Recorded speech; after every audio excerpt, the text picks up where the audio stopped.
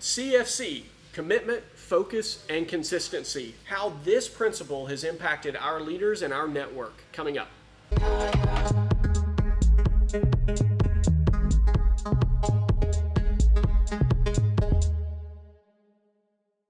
So not too long ago, we were in a leadership retreat weekend setting that we refer to as a mid-level. It's where we take leaders and we help them kind of level up depending upon where they are. And we do it as a community so that we can kind of cross-pollinate, learn from each other, and the whole group can be involved with, raising the entire skill set, thinking level of the group.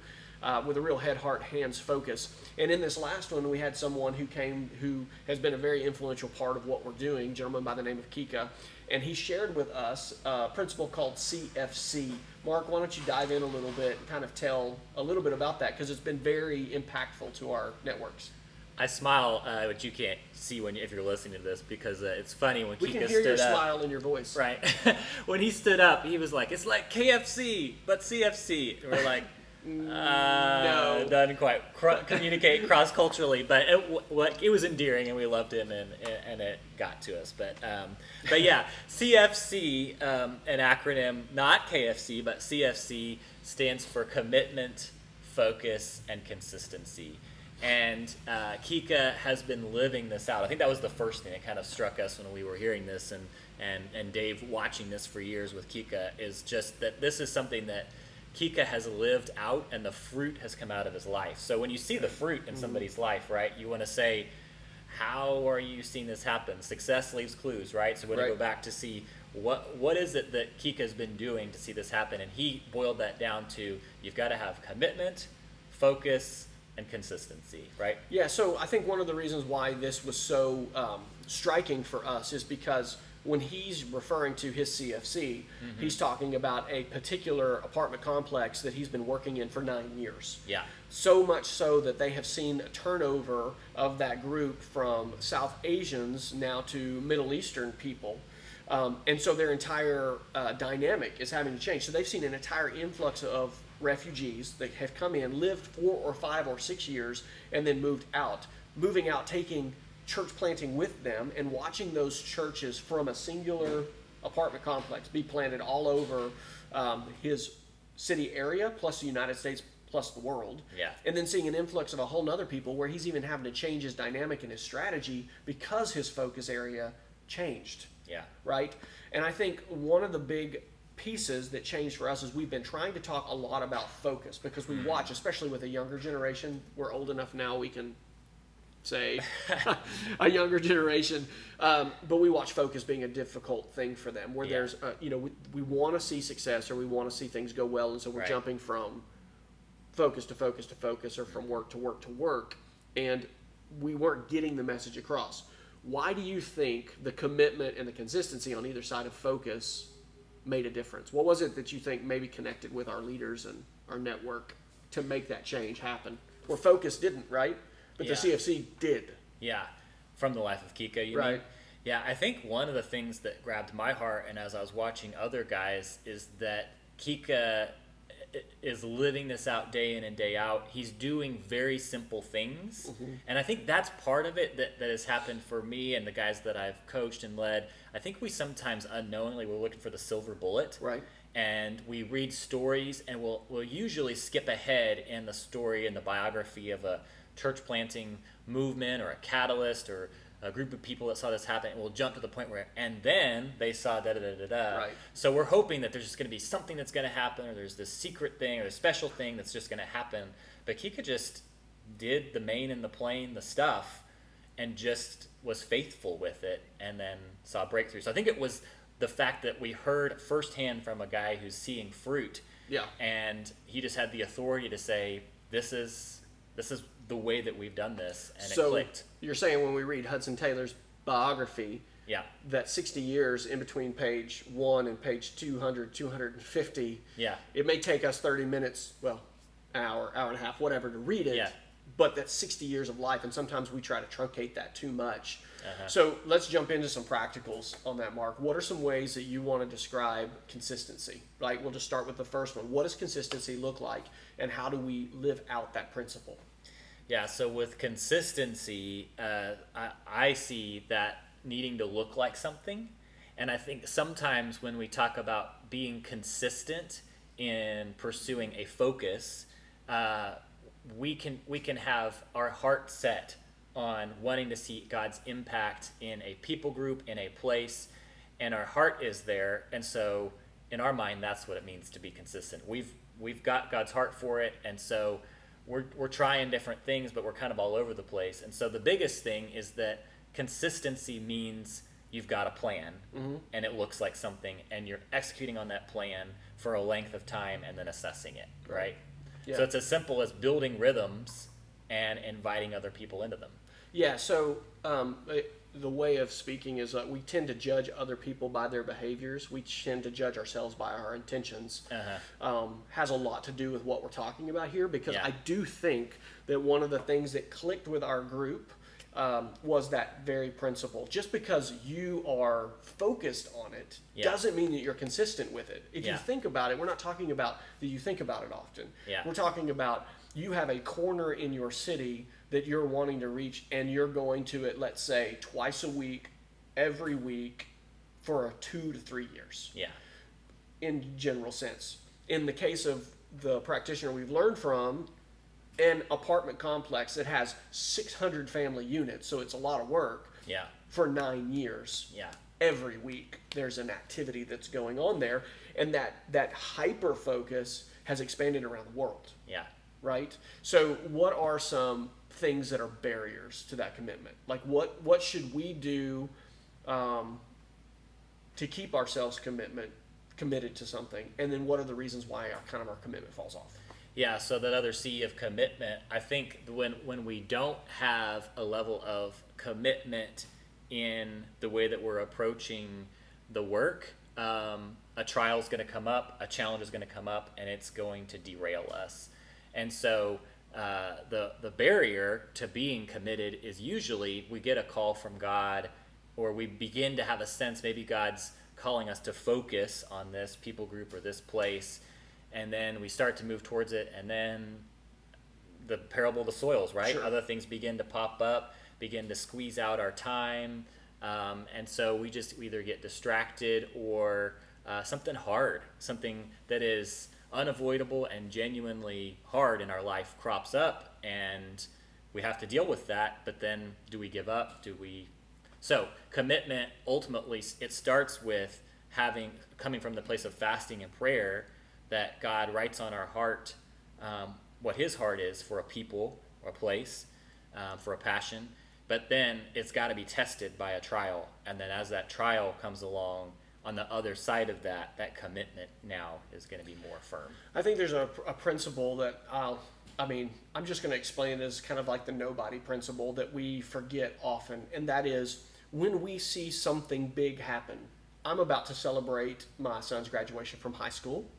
Whoa! We made it. You made it. We made it. It's your graduation, only right? 4, yes. It is our graduation. My wife is sitting off camera, and she's smiling right there. You made it. Like, as an example, when we celebrate something like a graduation, our family, our friends are going to put it up there. My wife will flash a picture up on Facebook. Everybody will give their like, right? Everyone, they're celebrating. They're like, woo! And in a flash of the pan, in 2 hours and maybe a couple of days of Facebook comments, that event will have come and gone in everybody else's lives. But that event has lasted 18 years in my wife and I's life. Nobody's paying attention to get up. You've got to go to school. You know, we're at 6 a.m. and it's like nobody. I don't wanna. Right. I don't want to go to school. No, you have to go to school. Or the conversations of, no, you actually have to do your homework. Or the conversations of, no, you shouldn't do this. Yes, you should do this. Like hours and hours and hours and conversation after conversation. You get my point. You know I'm going to bring up mundane. Right? It's like my favorite topic. But graduation ceremonies, wedding ceremonies, those type of events that we celebrate in our culture have a rightful place of celebration because they represent a commitment and a consistent way of living that culminate into accomplishing something. Right? They represent that. We rightfully should celebrate those things. But something happens when we start talking about the work of the Lord because we have an expectation that God is going to keep his promises. We should. But we put time frames on those promises that we shouldn't. And so what happens is everybody wants to be a part of something that's working. Right. And that nobody season, that nobody principle is every single movement around the world that we see happen has had some nobodies buried into it working. And then all of a sudden other people get to see it and celebrate it. Yeah. But to jump in and just assume we're going to get that, I just think it's an unreasonable expectation. You're going back to that commitment aspect, the prayer and the fasting, where you're saying, this is my heart, this is my focus, this is what the Lord's called me to. Bury your head, get to work on it. And if one day God births a movement, then praise his name. But we stay there until it happens. Yeah. Or until God tells us to move on. Which in some ways brings us to the F in the middle of CFC, which is focus, because at the end of the day, focus, it has a couple of prongs that we talked about during our mid-level, this coaching time that we got together. It definitely involves what people group, what contextualized culture am I going after? What segment of our city, what area? Where am I focusing? But it also is asking the question, what am I going to say no to so that I can say yes to what it's going to take to see this happen? And so when you're talking about the mundane and that commitment and consistency, really it's brought to a head in the focus place of, absolutely, are we going to choose to say no? And that's where this four soils is coming in again, that we're going to have the riches of this life, the competing opportunities of this life come up. And COVID is a really great example of that. That was part of why we began to lean in this direction in our networks here in Oklahoma, is that COVID came along and everybody was just squirrel brain, like all over the place. Like I like the term, squirrel brain. Completely unable to focus and just... Yeah, because nothing was consistent. Nothing was operating the way it was supposed to. And so with everything being upended, people were like, should I be doing this? Should I be doing that? And they're just all over the place in terms of a focus on a segment, a people group, but also just like on Tuesday I did this week, and next week I'm doing that. And the world is crazy. And so nobody had this real ability to just kind of set their face like flint and dig in. And so the conversation came back to, how do you focus? How do you say no to those things and say yes to this? So practically, what are the highest value activities you're going to focus on in the week? How many times are you going to be in the harvest? When is your date night? All of those things that are just very practical but needed to be in place so that focus had legs, so that CFC wasn't just words on a page or an idea, but really had some legs to it. And I think that focus area, when there's prayer and fasting that's involved with the commitment aspect of it, that prayer and fasting is also very much involved in the focus aspect, because I can just randomly pick something and get started. And I would say, if I don't have a focus, the best thing to do is to get started, because it's in the process of getting started where the Lord will begin to hone your vision. It's through the conversations and through the work that your heart will begin to beat with where the Father's heart wants you to pay attention. So you don't just sit around and wait until you've got this lightning bolt from heaven that says, here's your spot. Get started, right? We would say, get started, get to working. But as that starts to develop and as you begin to really see where God wants you to be, that dying to self is where that focus really, really, really happens. In the co-vocational life that you and I are living in, it's even more important in terms of where I spend my time. I would say if someone's doing the work and they're not in a co-vocational setting, like let's say this is their full-time kind of focus, their issue is they have so many things that they can be doing. Narrowing it down becomes choosing from the plethora of options that I can do. In the co-vocational life, it's I've got my time that's demanded in other places, right? And I have to decide how to spend the time that I do have.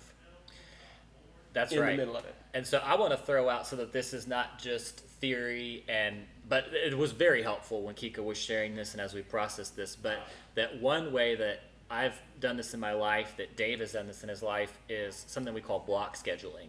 And so if you've never heard of block scheduling, love it. It's a way of saying, and the way that my wife and I do it is very simple. You can make it far more complicated and effective, not just complicated and confusing, but complicated and effective. But we just divide out our week into a grid, 7 days across and 3 parts of the day down. So mornings, afternoons, and evenings. And the idea here is that you're going to need to have some margin in your schedule because things are going to come up. You got to. Things are going to change. You make your best laid plans, but then as you get into the field, everything changes. Something comes up. Somebody doesn't show up for this meeting. You have an unexpected your flat tire, whatever it might be. Things are going to come up. So you need to have flex time. If you're so maxed out, you don't have flex time, there's not space for the kingdom to grow. So that's the idea there. But putting into those blocks, what are those highest value committed activities? I'm going to put something in morning, something in afternoon, something in evening on these days of the week. That are going to move you towards what you know God's calling you to. That's right. Right. So they're not just anything, but these are the activities that I can do, that are my controllables on my end, right, that are going to make space for God to move forward, but not so tightly scheduled that there's no space for things to come up. So that allows for a practical way to be committed.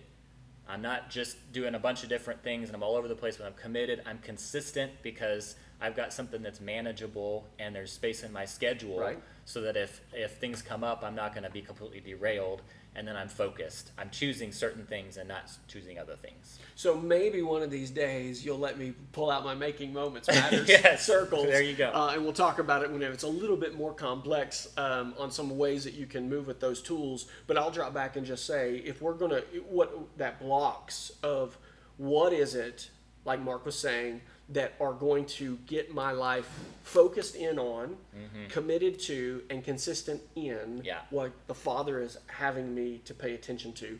A tool that we've mentioned before, and then we're going to mention again today, is that Soils Paradigm. That's right. By Steve Smith. You can just Google Soils, S-O-I-L-S, and Steve Smith. You'll find it. Very, very easily. But just a general breakdown of percentages of time based upon what you have, whether you have no disciples and you're just needing to seed sow, or you start getting some disciples, or possibly if the Lord grants there's a church or maybe multiple churches, and how do you use your time in doing those things. It's a great tool to help think about how do you get your focus and spend your time on those high value activities that Mark is mentioning, which will be diverse based upon your life and where you are and what you're doing. I will drop back and also say that in this CFC conversation, the thing I always want to pull back is we get so quick at compartmentalizing everything again. Yeah. And this conversation can lend itself to, on Thursday afternoons, I do disciple making. Yeah. On Monday mornings, I do, in our case, a work project. Right. But recognizing that God is moving and at work in our work, in our disciple-making time, in our family, and that margin is so important because it gives you the opportunity to constantly have your Holy Spirit ears on and your eyes open so that God can interrupt anything at any time and bring kingdom impact in the most mundane moments. Because I think what we've found is that sometimes what we intentionally want to see happen with the kingdom isn't where God's working at the time. It's the unexpected kingdom moment that if we're listening to him in our abiding life, that we can pause or make use of, and we get to double up. Yeah. Whether it be family and ministry, or it be work and ministry, or it be ministry and work, or however that begins to happen. So going back to commitment, focus, consistency, the CFC principle was super helpful for us. And Mark has given some very practical guidance, especially in commitment. Fasting and prayer, very important for you to keep your focus. Yeah. And then when the trials come, working through that so that you don't just quit. You put your hands to the plow and you stay on that plow. Yeah. And then as other things start to grab at your time, to know that this is where God has me through fasting and prayer. And then through your focus, we've got the Soils kind of tool that helps you know where to spend your time. And then saying you need to get a spot. You can't be everywhere at once. Yeah. You're one person, or you're one church, or you're one group, and you've got to decide, in this corner of the world, this is where God's going to let me contribute to what's going on. And then what are the two practical pieces of the consistency? Yeah, so as far as consistency, you need rhythms. You need a clear way that you're going to be engaging week to week, and then it's going to take time. That's the other piece of this, is just to hear from that life of Kika, 9 years. Part of consistency is signing up for in your heart all of pursuing the kingdom is starting not with what I want to do or what I get excited about, but what's it going to take. And so to come back to, when it comes to being consistent, saying, what's it going to take, a time investment wise, to see something happen. Short little podcast today. Yep. But we hope the CFC principle is something that you guys can talk through and work out, and we hope it's going to be useful to you.